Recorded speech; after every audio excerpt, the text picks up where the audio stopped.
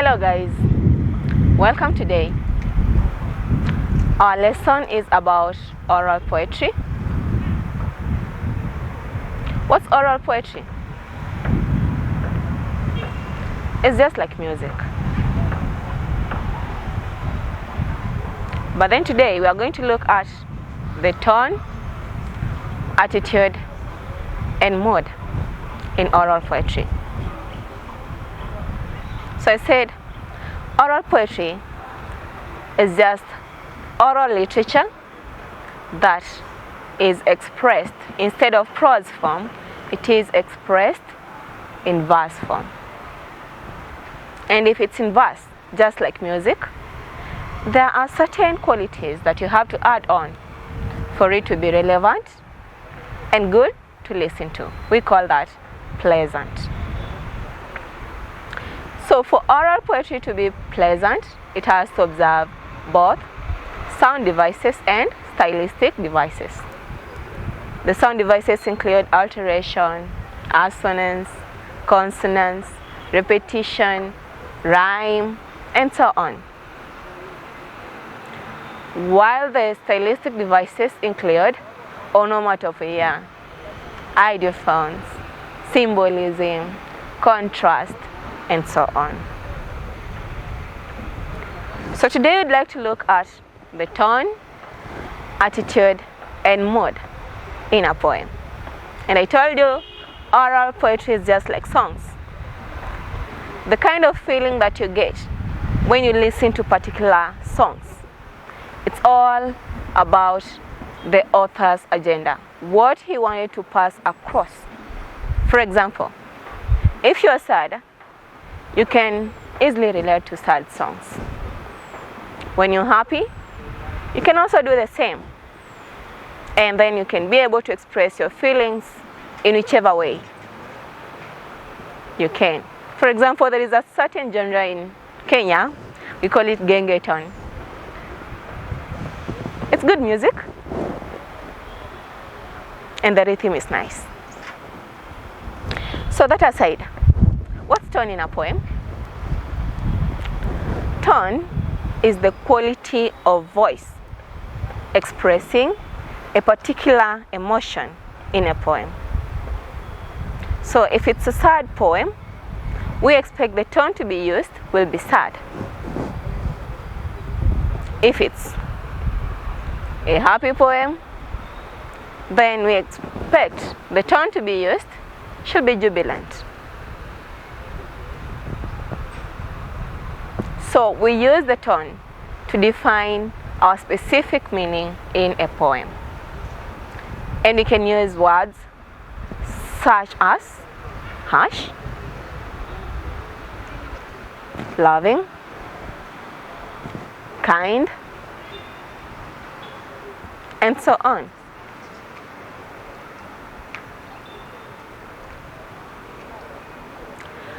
Tone reveals the attitude of the poet towards the subject matter in a poem. Who is the poet? And what's the subject matter?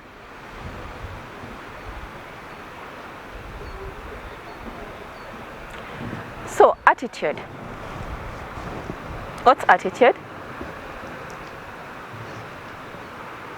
It is the reaction of both the poet, that's the person who writes poems,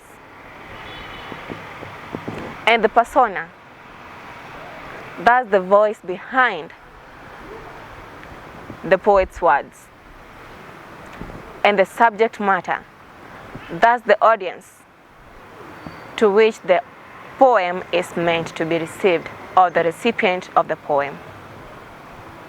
Therefore, the tone of the poet reveals his attitude or her attitude towards the recipient, who is the subject matter in this case. And now when you look at all those feelings, you are talking about emotions. They create a particular environment.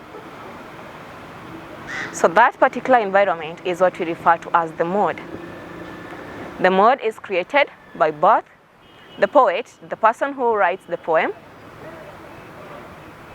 The persona, that's the voice he is using to address the particular recipient, who is the subject matter. And then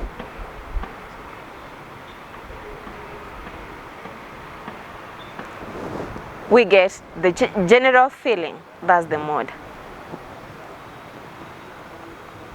So attitude can be expressed by the following words. For example, patronizing, amusing, contemptuous, and so on. And the attitude is the one that reveals the mood. So what's the mood in a poem?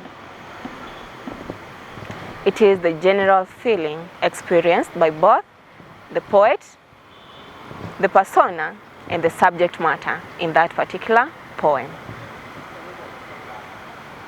And it can be expressed using the following words: tense, desperate, thankful, sad or melancholic, and so on.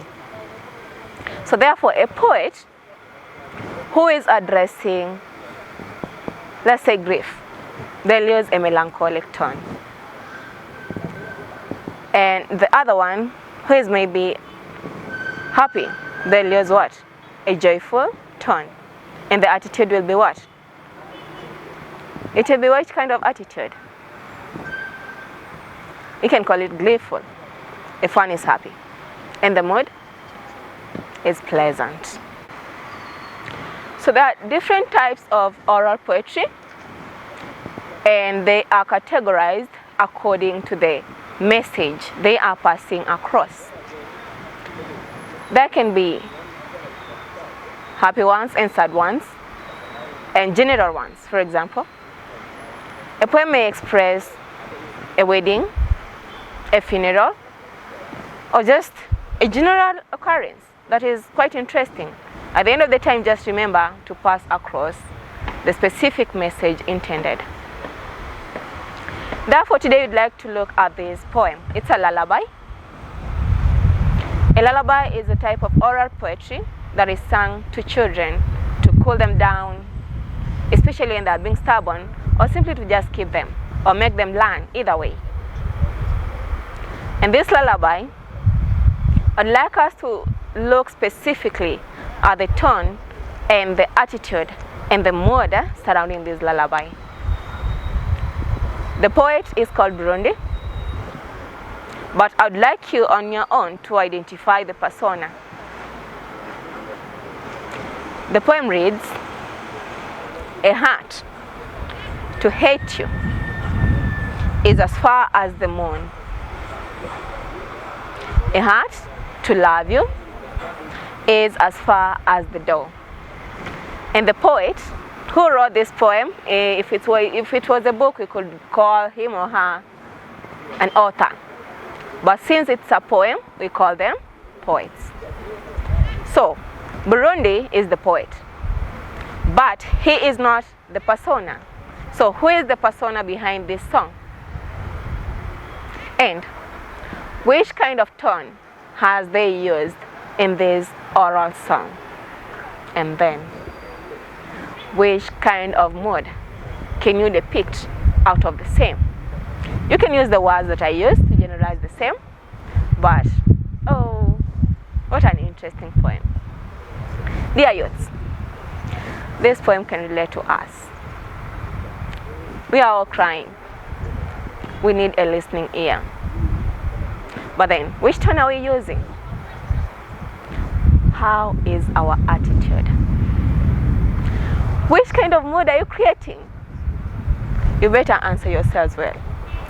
Just remember that if you do not answer yourselves correctly, there are teachers to mark you wrong. See you during our next lesson. We shall learn about etiquette. See you then.